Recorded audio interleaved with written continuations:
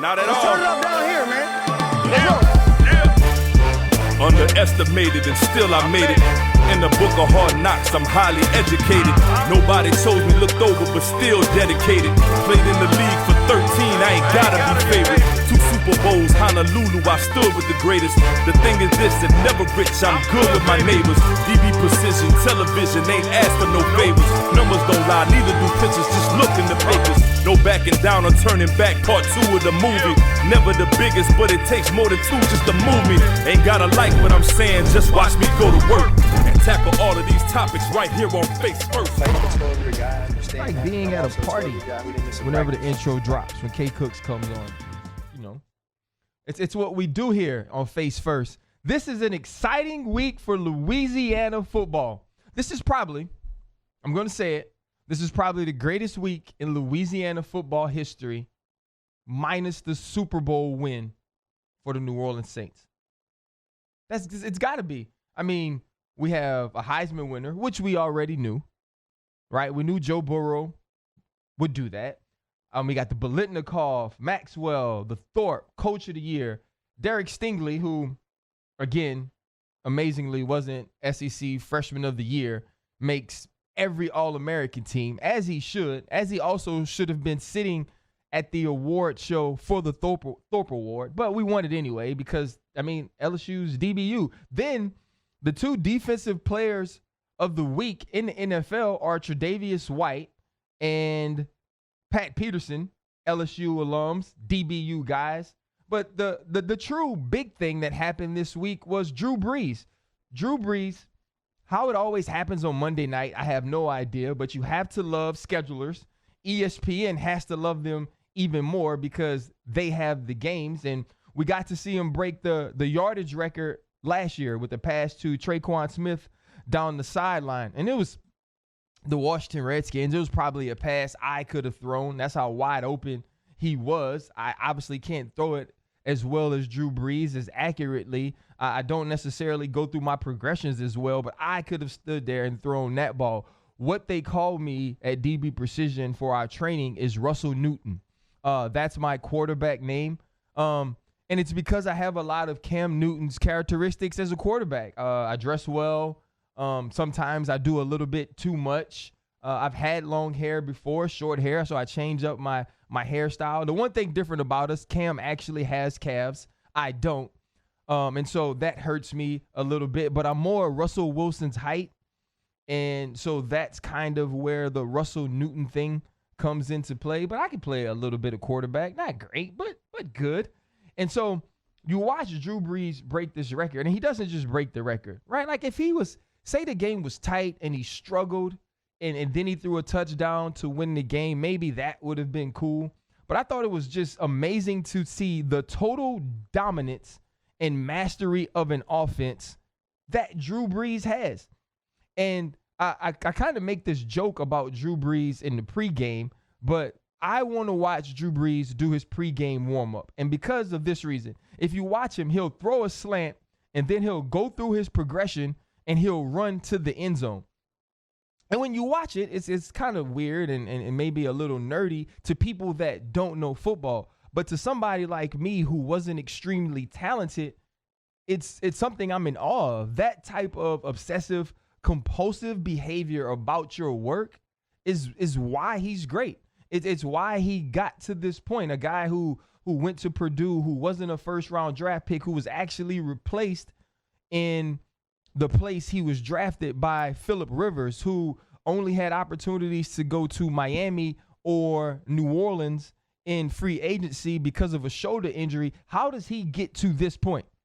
How does he put himself in the conversation of or to be a part of the GOAT conversation when he's not necessarily a guy we look at as the most talented player that has played the position? He's not the most accomplished player from that position of a team excellence standpoint. Yet he's playing right now as good as we've ever seen anyone play at this age. The last 2 weeks, better than we've ever seen anyone play at this age. And that includes Tom Brady, who at this age actually won an MVP.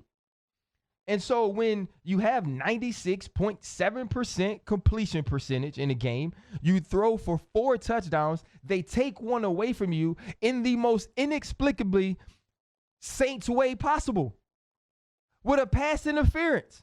How great was that? That actually made me smile.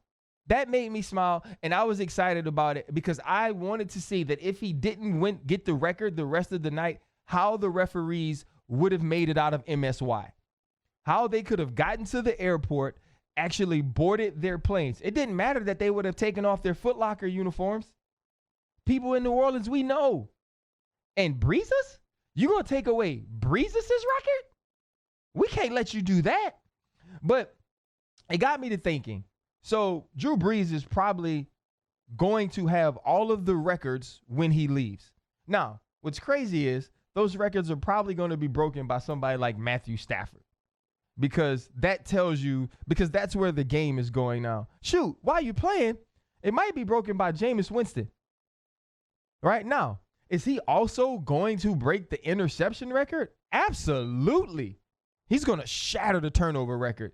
Although he hasn't caught up with Peyton Manning's first 5 years yet, which is something people don't really talk about.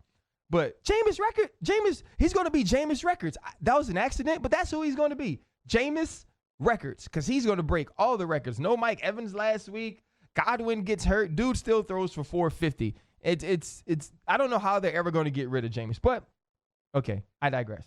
Back to Drew Brees, right? Drew Brees is going to have all these amazing records. Even Tom Brady tweets him, your records are going to be hard to break, but it's worth a try. Oh, Tom, no.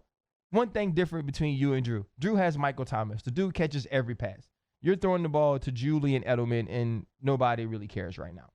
But you look at this. I mean, the Tom Bradys, the Joe Montanas, the Peyton Mannings, Brett Favres, the Jim Kellys, just all of these other quarterbacks who are Hall of Fame quarterbacks. Where does Drew Brees stack up with these guys? And I remember last year when he broke the yardage record, I said, he's in my top 10. At the time, he was kind of like at the bottom half of my top 10. And I had reasons that made that make sense to me. Because depending on how you frame this conversation is where you value Drew Brees. If it's a strict numbers deal and a numbers deal over his career, then Drew Brees is going to be extremely high on your list.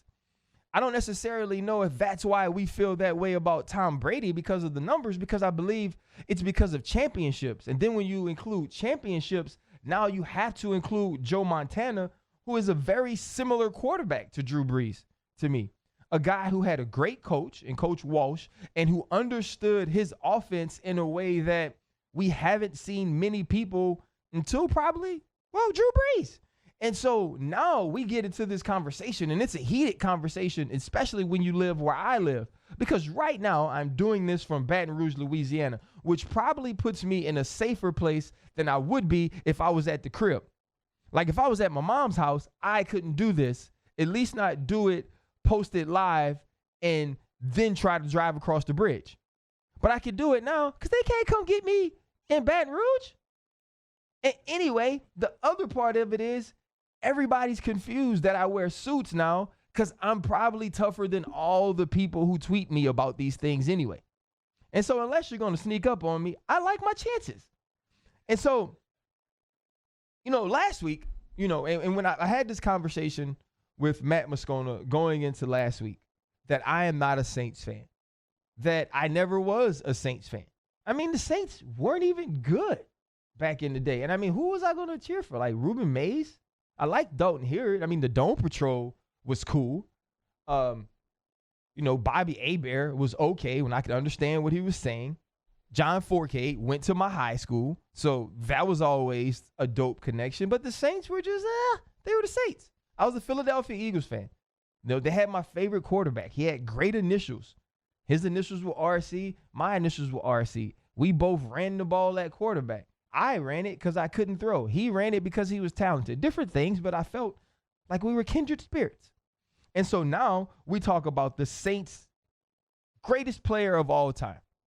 The Saints that that is forever going to be locked down, not only as a legend in New Orleans lore, but in the NFL. This guy's going to get he's going to get his jacket and his coat that he didn't pay for before a lot of other people get him, because he stinking deserves it. But then when you look at him and you watch it, you sit there and you go, well, how? And you think to yourself, well, he's more accomplished than Aaron Rodgers. He's playing better than Aaron Rodgers is playing right now. Like, people were talking about putting other people in the Pro Bowl, and Stephen A said you can make an argument that Drew Brees shouldn't be in. How? I mean, yeah, he missed 6 games basically because he didn't get to play much in the Rams games, but did you see the numbers? Like, dude's going hard. I take Aaron Rodgers out before him, but knowing what we know now about Drew Brees and knowing what we know about Aaron Rodgers, even with the statistics the way they are, even with Drew Brees probably playing better now, would you take Drew Brees in the draft before you take Aaron Rodgers? Knowing the little bit we know about Patrick Mahomes, would you take Drew Brees in the draft before you take him?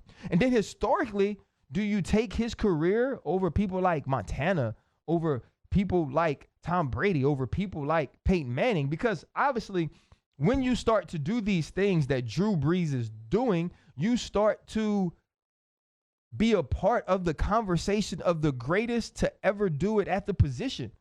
And let's be honest, when you're the greatest to do it at this position, it probably puts you in the spot to be the greatest to do it, period. And so for me, who's not a Saints fan and who has his thoughts on this, I wanted to bring in my favorite Saints fan. And honestly, a dude who in the last 2 years of working with him has gained more respect from me for his knowledge of sports in general, but football in particular, and his understanding of the small nuances that make people great, that make teams great, but also the objectivity he could show in things that he could actually be biased about. And that's Matt Moscona. He's the host of After Further Review. We work together each and every week. I believe he had the greatest 5 minutes ever on a Face First podcast, which is going to be a part of a montage I put together at the end of this year to kind of just show what we've done so far. So I'm going to bring on Matt Moscona in a second. We're going to take a quick break really fast, so you'll actually hear his voice first, and then you'll really hear his voice and hear his thoughts on, the guy affectionately known in this state as Breesus. Appreciate y'all. See you in a second.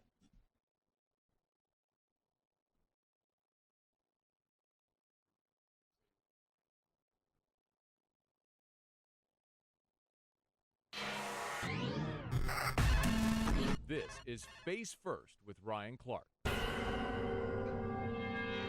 Helmet's off now. Gosh, how good is that?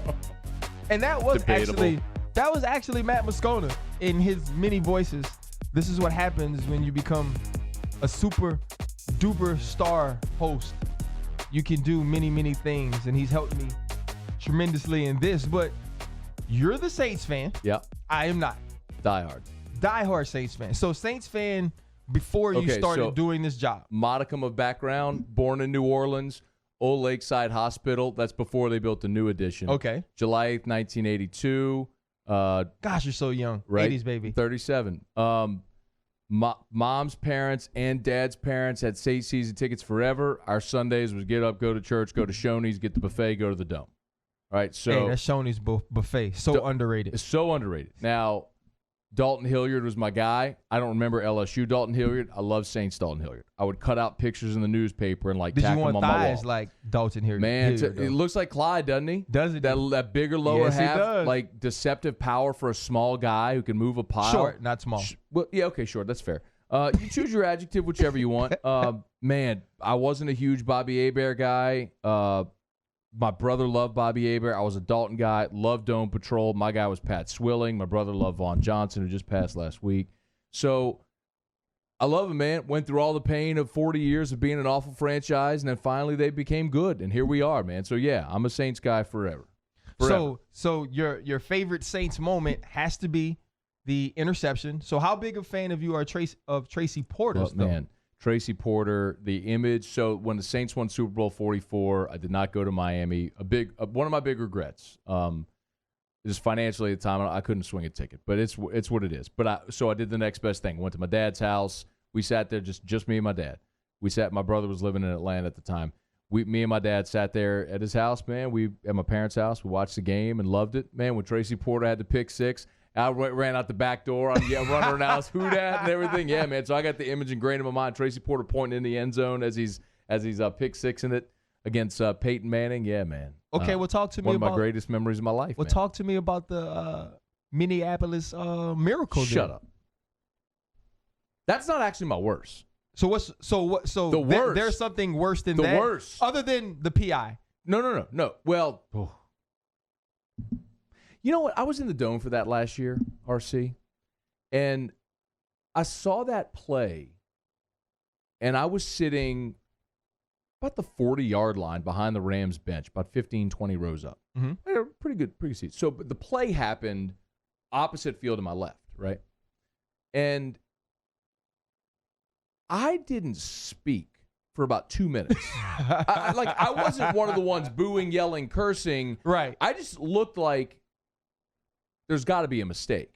Like, did you think there was going to be a way to fix it, though? I don't know. I was just in stunned amazement as I saw it happen. I'm like, okay, there's a flag, and then there was no flag, and then I'm looking at the replay like, and then the Saints kicked the field goal all the way through the field goal through the kickoff, the ensuing kickoff after the field goal, and then I just started saying to my friend Josh I was with, "You've got to be kidding me," right? Like.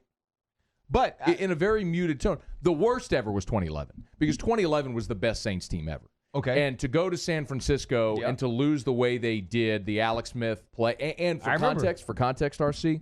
That's the Vernon Davis play. The Vernon Davis play. Yep.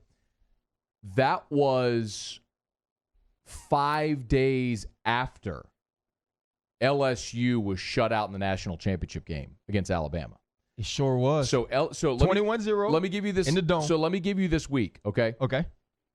Monday, the greatest season in LSU history ends in embarrassing fashion, 21-0 in the Dome to a team you've already beaten. I mean, but be honest, you knew they weren't going to beat Alabama at that time. I did not. I thought LSU would win that game. Whenever you play multiple times, I mean, obviously you know this, but rarely do you see the same game twice. I didn't think we'd see a 9-6 game. I just thought LSU in that building, that team with that defense, that it was going to be different. And that LSU would probably be the team that loosened Alabama up a little bit and took some shots. Well, you 100% set yourself up for that. Expectations are the leading cause of disappointment. LSU was I believe a field goal favorite in that game. They shouldn't have been. I get it. People didn't watch the first game then. I did. and I did. I watched all of it, also with my dad. But anyway, so that we don't need to rehash January 9th. But January 9th, 2012 terrible day. Is the worst day in the history of LSU football. There's not even a close second. Okay. That Friday, I got married. So Monday they lose, Friday I get married. We didn't go on our honeymoon until Sunday. We figured, hey, let's give ourselves a day to decompress, and then we leave. So Saturday was the NFC divisional round, Saints at Niners. Yeah. That happens. My wife of 24 hours has to see that guy. No. No, quite the opposite, actually. We were leaving Saturday night to go to the airport, to stay at an airport hotel in New Orleans. We're flying to St. Lucia. So on early Sunday morning. So we're going to go, so we didn't have to drive from Baton Rouge to New Orleans to fly out. Anyway, that happens, the Vernon Davis play. 5 days after LSU loses to Alabama in the national championship game. And I'm sitting on the couch in complete, just utter disbelief. And my wife of 24 hours comes up to me and goes, "This is going to ruin it." I said, "Babe, give me 10 minutes. Just give me 10 minutes. I'll be good. Just let me sit here and process what just happened." And we did. And you know what? It was the best thing, RC, because I got out of the country after that week. I did not need to be here. You I got have out to of the see country. it. You have to see it no more. Time zones away. Islands away from this place, from the epicenter of football misery. But see, you know what, though? God doesn't make mistakes. He knew you couldn't be here for that. So when all those things happened, he already had your getaway planned, bro. And that's what you got to think about. You're thinking about the negative of what Monday was. You're thinking about the negative of what Saturday was. But what it was really, it was the blessing on Sunday. And on the Sabbath, he rested. It was time for you to get out of town. He took Monday and Saturday off, too. Hey, so Drew Brees, is he your favorite Saint of all time, though? He's got to be. I mean, he's got to be. Yeah, but he doesn't have to be. Yeah, he does. He could be the most popular. He could be the most iconic. He doesn't have to be your favorite. Yeah, he does. So Drew Brees is your favorite Saint of all time. I don't even know how the conversation could start with anybody else because I'm not asking. Even for me, I'm okay. saying So explain me why. Because, man, perspective is a funny thing, RC, and the Saints have gone through a stretch now since 2006 where you talked about expectations, where the expectation is they win and they're great and you expect them to be in the playoffs and be in the hunt. For 40 years, the expectation was they're going to let you down. Mm-hmm. And that all the entire culture around the franchise, the city, the state, the region, as it views the NFL changed because of him. And is he in no way tied to Sean Payton? Because without Sean Payton for a year, this team was extremely different.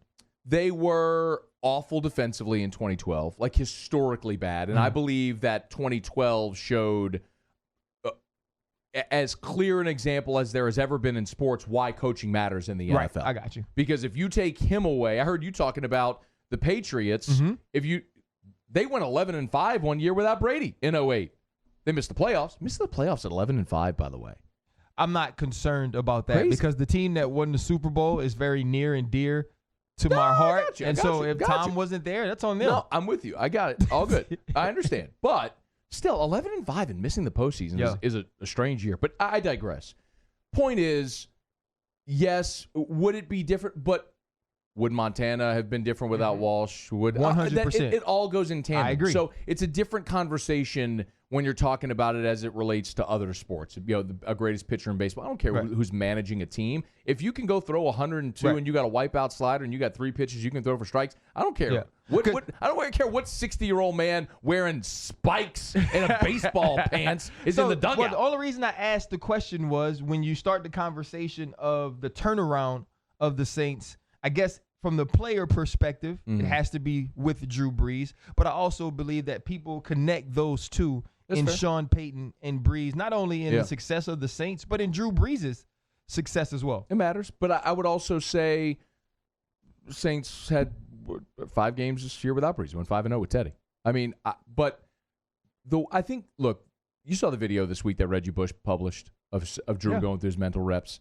Like, that's the thing people have fallen in love with. It's like, for the first time ever, you've had the pleasure of watching something otherworldly special here, which this franchise has never had. So that he's brought a level of winning that's never existed here before.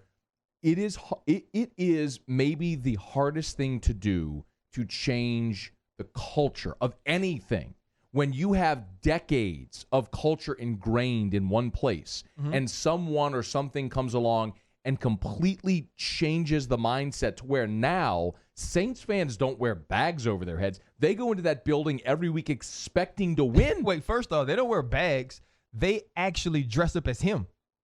That's true. You know what I'm saying? True. It's even more prominent than you're making it. So in that, he's your favorite Saint.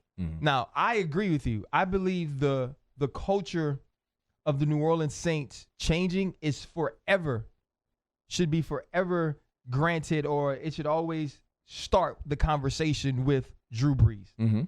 That's the name. And I think even more so, this organization's sustained excellence and consistency is 100% on the right arm and the brain and the work ethic of that man. Is he? Here it comes.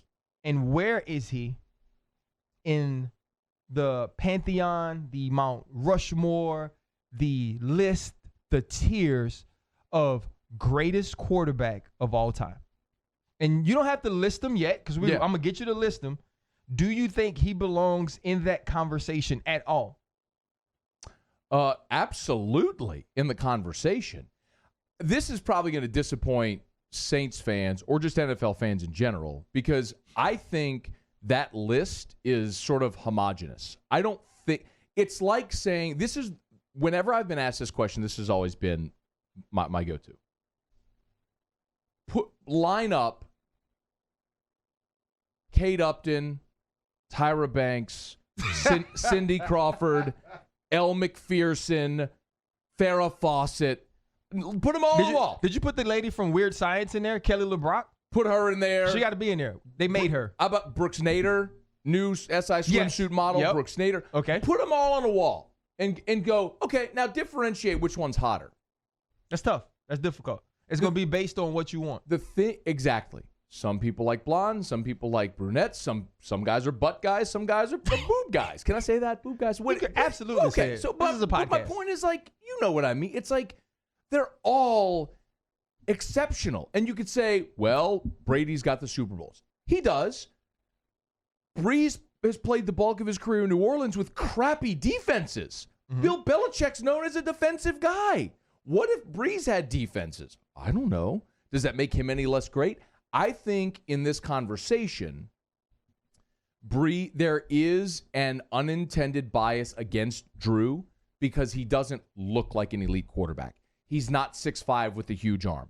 I think similarly, Aaron Rodgers is given more rope in this conversation because he is maybe.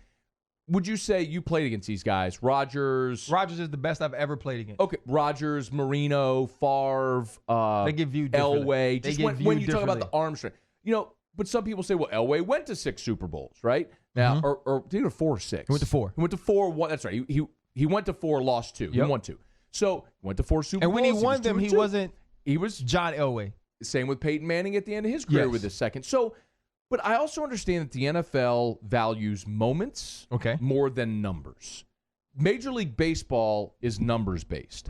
We know the number 715. When Hank Aaron broke Babe Ruth's, we know what Big 715 time. means. Huge. We know what 300 wins means. We know what 500 homers used to mean before everybody started sticking needles in their ass. But the point is, baseball's a numbers game. Right. If I said, do you know the exact number of passing yards that Brees owns? I don't. Because we know he has the record. And it's fluid. And it's very fluid. And it will be. And the era matters. So I guess it's a moving target. So I believe that it is kind of to each their own. If you think Cindy Crawford's the baddest chick that ever walked the face of the earth, then you may agree Kate Upton is. Man, Kate Upton. Right. But, Right, I got you. But I like Cindy. Or if you like Tyra, like Little Pitty from the Science Club said hello. Remember that commercial? Little Pitty, yeah. Tyra Banks, fool. Penny! That was Tyra Banks, fool! It was so good. Right. Is that not the best ad campaign ever? And the shoes were dope, too, though. They really were. Did you ever have Shacknosis? No, what is that? You never Shacknosis? That's a shoe?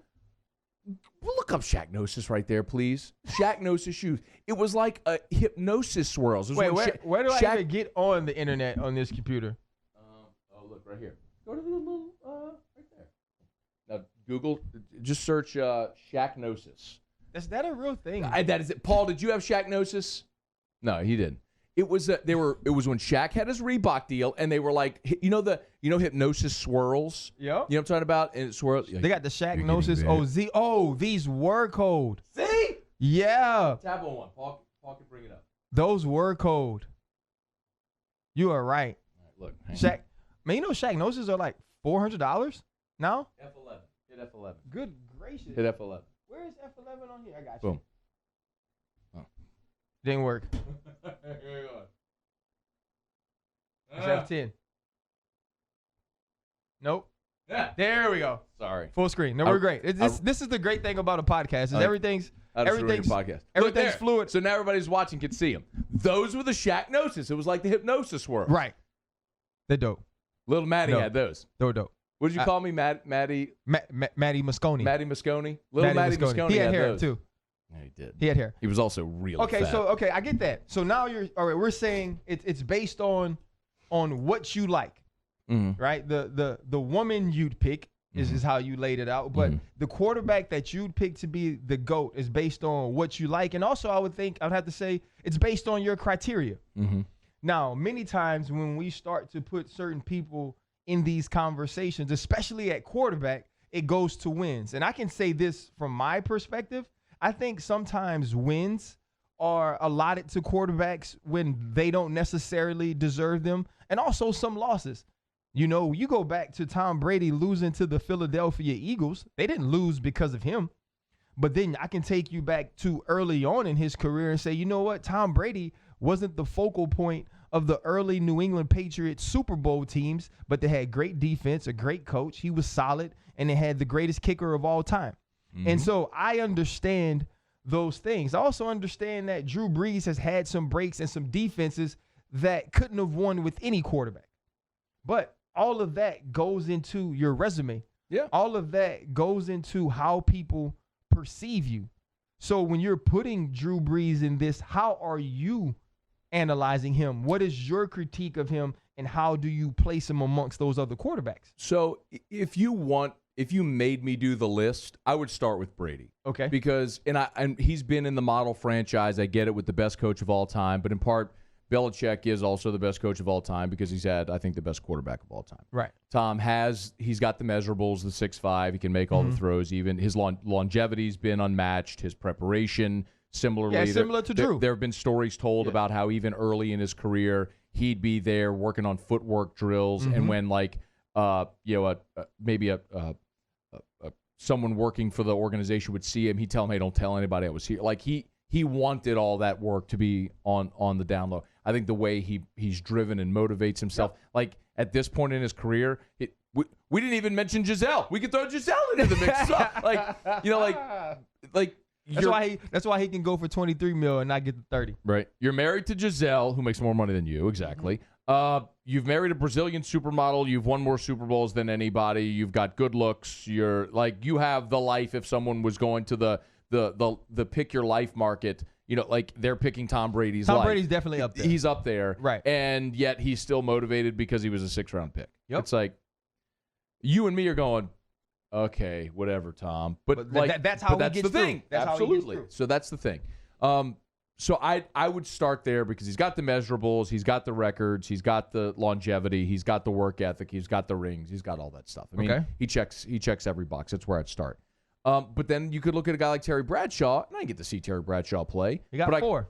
He got 4. I've seen a lot of it. But I can a ton of it. I'm sure, being in Pittsburgh. So you probably know this better than me, but I look at the steel curtain, and I look at 2 Hall of Fame wide receivers and a Hall of Fame running back, and I go, was he really that good? I don't know if he was that guy. Well, that whole team is kind of in the Hall of Fame. The whole team's in the Hall of Fame. You know what I'm saying? But when you dominate the way that they did, and you do it statistically, defensively, how they did, when you look at Lynn Swann or Stalwart's numbers and you compare them to other wide receivers that get in, you're like, okay, it was a little bit different, but there were clutch moments because you had clutch opportunities. Yeah, no doubt.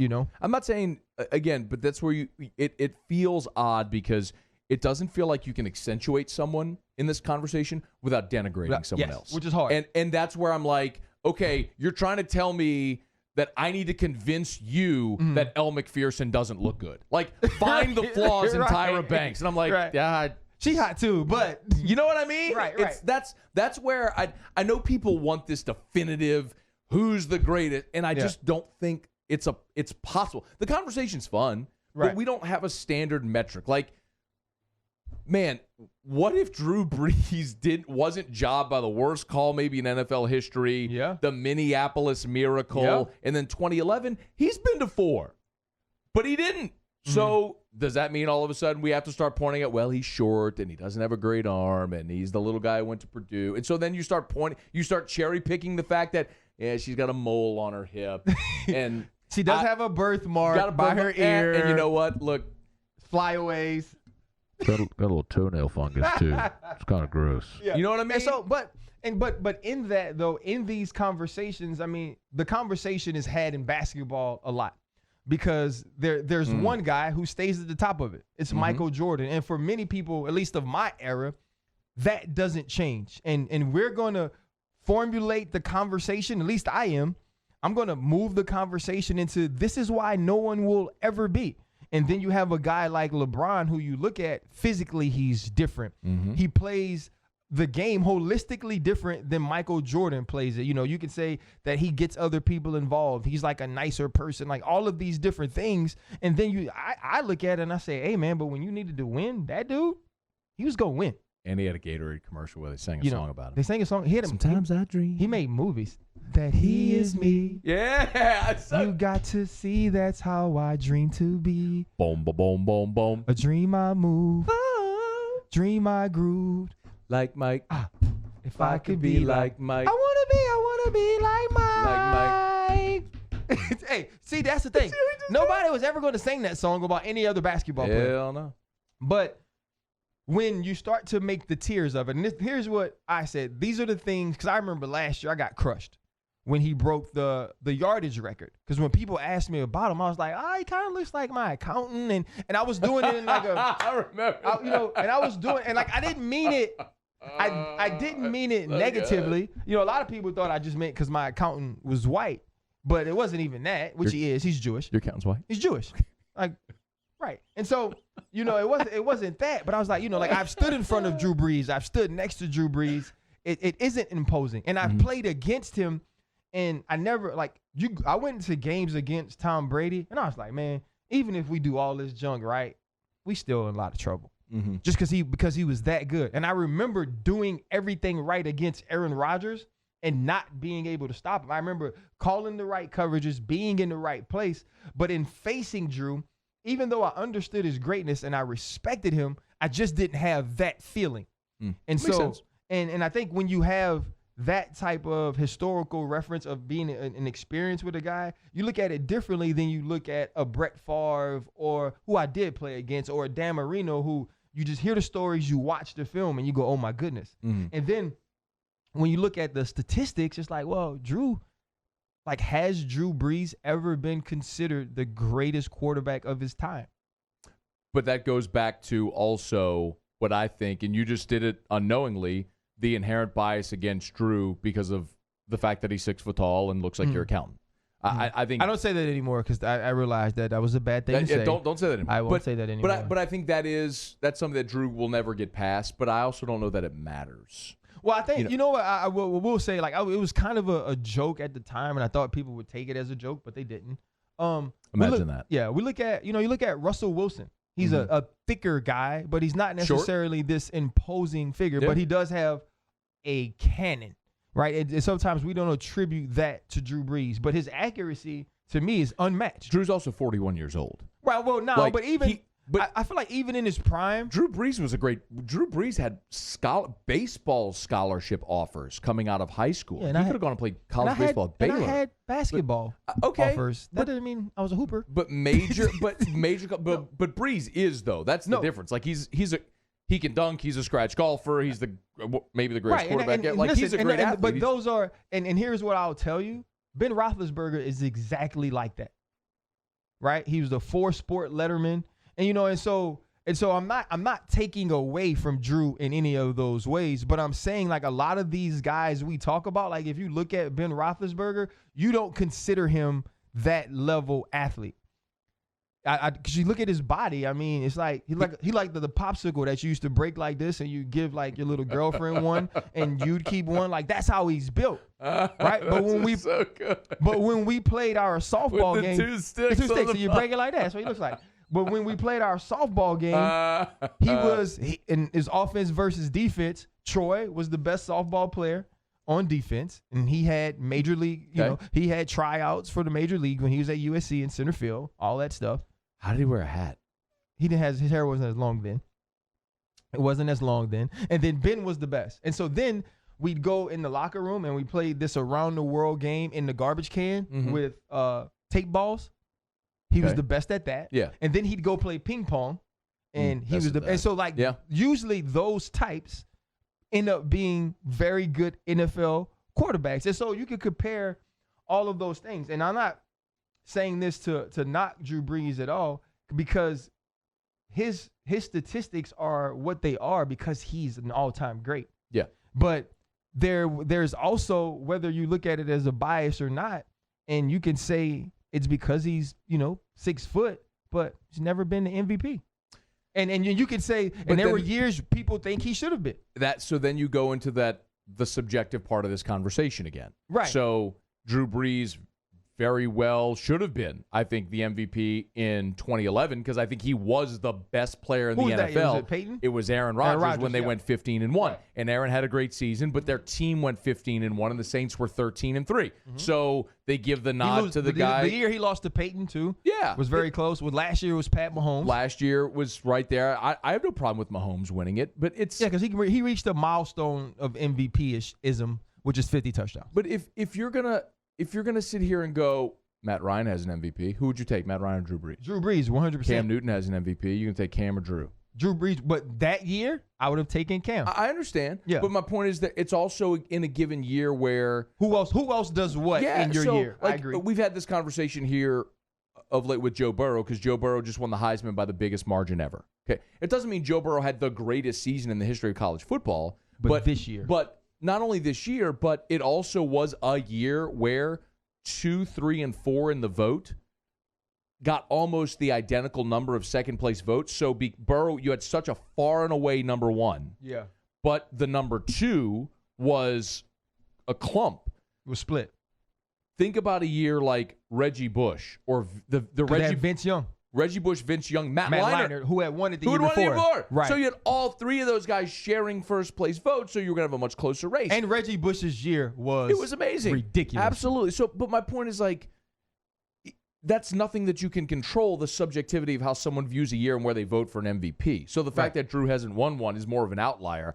I think he should have won it in 2011, but they gave the nod to the guy who was quarterback of the team and went 15-1 and lost. And so, but I think though, when we start to do these things, right, you go, okay, from a physical, not even just stature, from a physical standpoint, when we watch guys make certain throws, some of the velocity, the yardage in the air, some of those things we don't attribute to Drew Brees. We do say the accuracy, the mastery of the offense, and the understanding of where people are going to be. Drew Brees, I think, is far and beyond what many of those guys are. He's in that Tom Brady realm, if not number 1. So if you were ranking him, if you were giving me a top 5 of quarterbacks right now, historically, with Drew Brees where he is now, where does Drew Brees rank for you? Now, then, it's crazy because you got to remember, Brett Favre has 3 in a row. In a row. You talk about MVPs. Yes. I don't care about MVPs.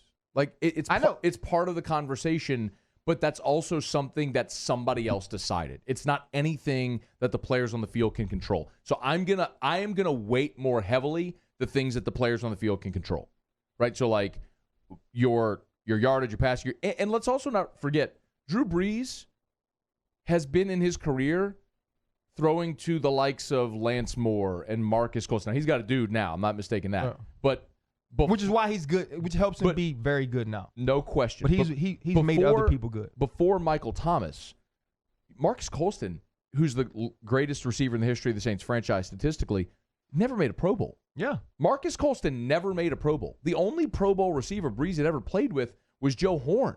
Mm-hmm. And Joe Horn didn't make a Pro Bowl with Drew. He only played part of that 06 season, and then he was out. So Brees never played with a Pro Bowl receiver. I mean, yeah, no, he's a monster. Imagine if he had a Jimmy Graham for a short time. Okay, tight end receiver. Okay, yeah, that's absolutely fair. But look at what Jimmy Graham has become without Drew Brees. Yeah, no, 100%. So I mean, I think I was never a huge Jimmy Graham fan. I know, I was. I love Jimmy in the offense. Yeah. I think he was special here. He there's no question. Sean Payton maximized Jimmy Graham, and he was a major red zone problem for teams, and it opened up so much of the offense. Anyway, I would default with Brady, and I have this. I hate to say that to go Joe Montana because Joe Montana haunted my dreams as a kid. In the late 80s, early 90s, when the Saints actually had their first modicum of success, and they made the playoffs the first time in 87, won the division for the first time in 91. But it's like there were so many years, Saints were 12-4, Niners were 13-3. Right. It was just like you couldn't get over that run, which at the time was the tell you greatest what, run too, the NFL though, had ever seen. There was some ballers on Yeah, that team there too, was, dog. man. I mean, yeah. you know, Montana and Rice and Taylor and Craig. And then Dallas with, they were put awesome. Dallas in that as well. Yeah. So, okay. But see, like, so you mentioned Dallas. Aikman's got 3. We don't talk about Aikman in this conversation. I agree. Nobody ever talks about Troy Aikman. And he's not in the conversation for me. So, and he's a Hall of Famer. I don't think there's any question. Right. But I define Hall of Fame probably different than some do. Like, it is a Hall of Fame. You're like, who is accrued a degree of fame because of their accolades and what they've done in this sport. And I think, but you know what? I believe those things are weighed differently, and because it is subjective, because people have the conversation about that. They debate about that. Now, there's some names, like, to me, I believe the Hall of Fame should be this way. I believe I should be able to say Drew Brees, and if you ask 100 football players, is Drew Brees a Hall of Famer? I believe 100 football players say yes. Yeah, for sure. Right? If you ask the same thing about Randy Moss, about Larry Allen, right? There are just some names, when you say them, people say 100% Hall of Fame. I believe if we have to debate and discuss about it so many times, you start to say, so maybe not. You and I are like, I don't know. So my feeling on the Hall of Fame, I know this is like a completely deviation from what we're talking about. This is going to be the longest podcast we've ever done. That's fine. And people love it. My opinion on the Hall of Fame is this is binary. It is a yes or it is a no. I agree. You do not get 100 votes over the course of a decade. Right. And then you say, well, but they only let 5 guys or 6 guys in. Then have 1 year. It's not a Hall of Very good. No, right. You have 1 year then when you say, you know what, we're going to correct the mistakes of all these years. Because you're right now in this era where you've got a logjam of receivers. Guys that are great players that are Hall of Famers, but you just got... Why is Marvin Harrison waiting his turn to get in the Hall of Fame? Yeah. Is Marvin Harrison a Hall of Famer? 100%. Why is he waiting? 100%. Why does that guy, like our guy Kevin Mawai? Yeah. Why in the hell did a guy that was on 2 all-decade teams that was like a 6-time All-Pro? Like, why did he have to wait 5? Right. Like, go through this 5 times? Like, that guy's a Hall of Famer. Put him in. I agree. So you should have 1 year where you just go, okay, we're making amends from all the wrongs of all these they're years. They're kind of doing that this year. No, but they still cap the number that can get in. My point is, let everybody in now that's supposed to be a Hall of Famer. And then moving forward, when your year comes up after your requisite 5-year waiting period, you're a Hall of Famer or you're not, and that's it. I agree. No, I agree with that. It's no, well, we're going to let you in later. Nah. And I believe, though, that conversation happens in that room where we're looking at a Marvin Harrison who everybody knows is a Hall of Famer, but there's a wide receiver that needs to get in or he won't get he won't get in. That's true. And so they say, man, Andre Reed. This happened to Andre Reed. Right. So, man, we could put Marvin, but Marv has next year. Yeah. Or Marv has the next year. Yeah. So, and I believe that's unfair because if those dudes have earned it, you're in. You're in. So you're in. You're in or you're not in. But you're running. Hard. You're running from the question. What's the question? The question. The 5? Who are the top 5 quarterbacks? So don't run. But again, it's like I'm not asking you. Matt Moscona's Tyler top 5. Banks and Elle McPherson. I don't care. They're all great. I'm not saying who. We know you take them all. Can I just pick them in whatever order? Whatever order. And just put them in order 1 to 5. All right. I'll go Brady, Montana 1-2. What's yours? You do yours first.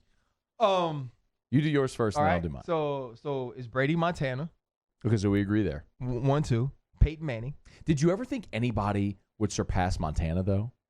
No. So that's why I'm with you on MJ, the MJ LeBron thing, which I hate that conversation, by the way. I don't want to go down that road. But I never thought anybody would surpass Montana, and then Brady did. So I'm like, I don't think anybody's going to surpass MJ, but maybe somebody can. Yes. It's almost like 50 years ago, I bet nobody thought that anybody would come back.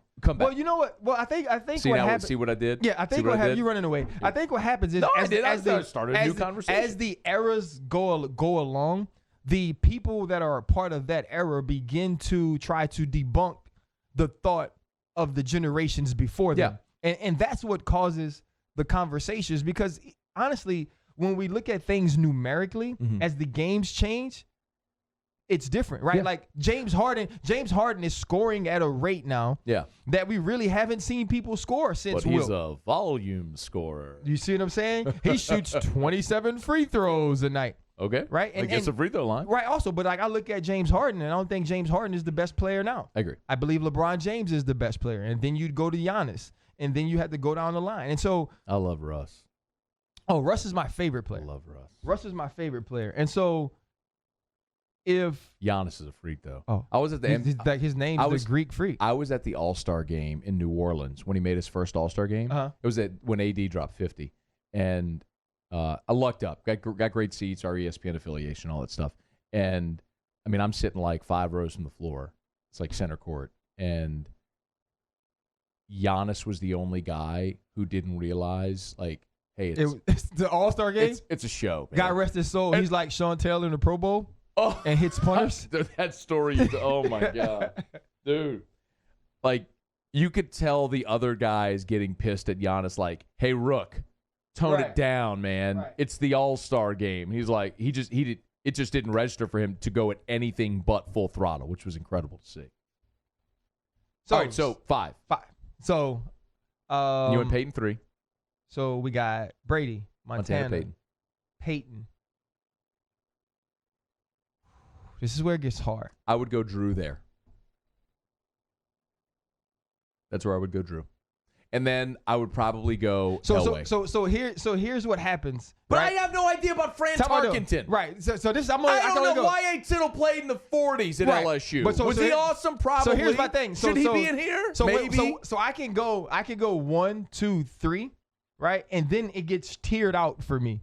Okay. And when I say it gets tiered out, right? So like at 4, it looks like Drew Brees and Brett Favre and Dan Marino and Aaron Rodgers and John Elway, like all of those guys go there. And so I'm good with that. Yeah. So my top 3, doesn't go along with your El McPherson, Tyra Banks, different things like that. Like I can numerically sift them out through my mind. Like Peyton Manning has 5 MVPs. I think he's the greatest regular season quarterback of all time. That was a shot.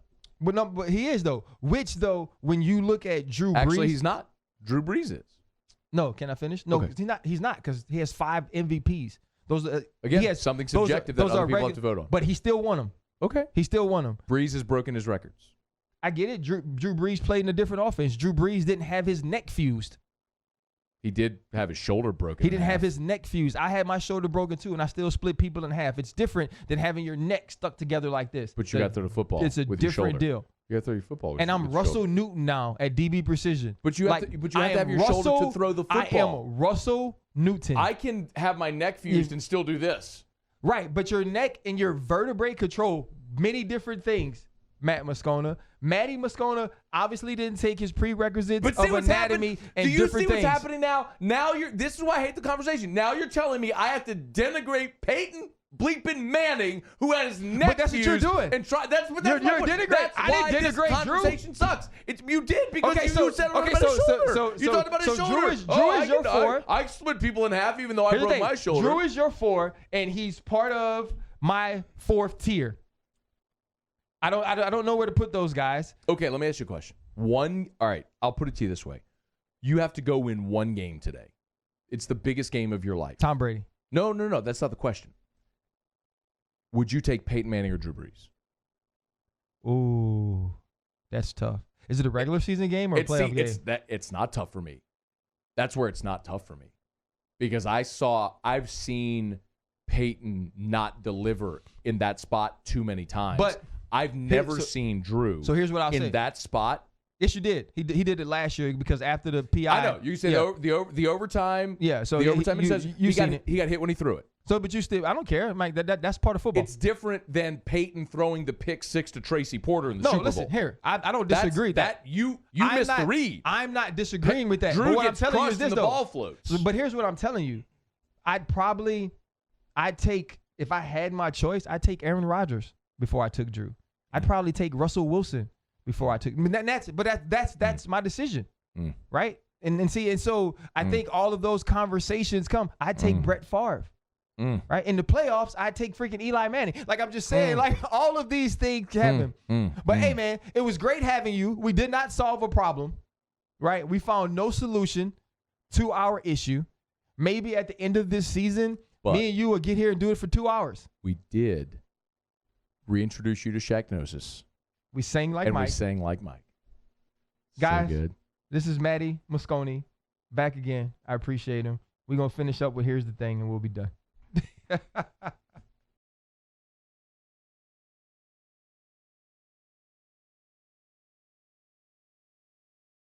Matty Moscona was on fire. He was wrong, but he was on fire. His tears were wrong. He made up songs, and he made us think about Tyra Banks, Kate Upton. No, that was actually something good that he did. I got to give that to him. But here's the thing, and here's how I'll finish. Drew Brees is an all-time great. There is no way that we can list these guys out. I think Tom Brady is going to be at the top of all of our list, all of our Mount Rushmores, because he's Tom Brady, and he has 6, and he's been to 9, and he's shown up in so many of those games. So it's hard for us to say that he's not. But Drew Brees is in the conversation. Drew Brees' numbers says that we have to give him respect. His work ethic got him there. The heights that he is playing at right now say that he's going to be part of this conversation next year again. And because of him, the Saints are relevant. But we could dice this up any way we want.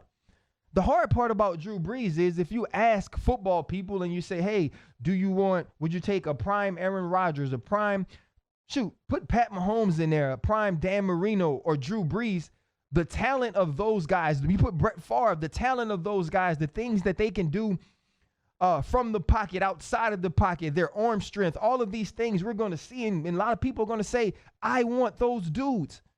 And then when you compare him to other people historically in individual accomplishments, in team accomplishments, when you look at the Joe Montanas and you look at the Tom Brady's and the Peyton Mannings, and we look at their careers and their resumes, which, 2 of those guys are finished. Drew Brees and Tom Brady still aren't. We're going to say, man, that Joe Montana had 4. And then you're going to say Tom Brady had 6 and Peyton Manning had 5 MVPs and he won 2 Super Bowls, even though the one at the end may not have been him, but he was on the team.